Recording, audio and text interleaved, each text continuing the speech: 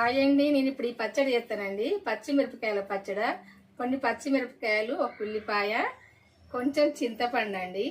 ఈ చింతపండు, ఈ పచ్చిమిరపకాయలకు ఈ ఉల్లిపాయకి చింతపండు సరిపోద్ది. ఈ పచ్చడి కొంచెం సాల్ట్ వేసి పట్టుకుంటే చాలండి, చాలా టేస్ట్గా ఉంటుంది. ఇది వేడి వేడి అన్నములకైనా, దోశకైనా, చపాతీకైనా చాలా టేస్ట్గా ఉంటుందండి. ఇప్పుడు ఈ పచ్చడి చేస్తా. ఇప్పుడైతే మిక్సీ పెడతానండి.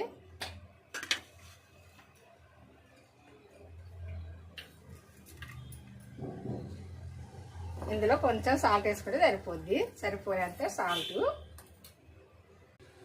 పచ్చడి అయితే పట్టిందండి, చాలా మెత్తగా పట్టడం అవసరం లేదు, కొంచెం ఇట్లా పడితే సరిపోద్ది.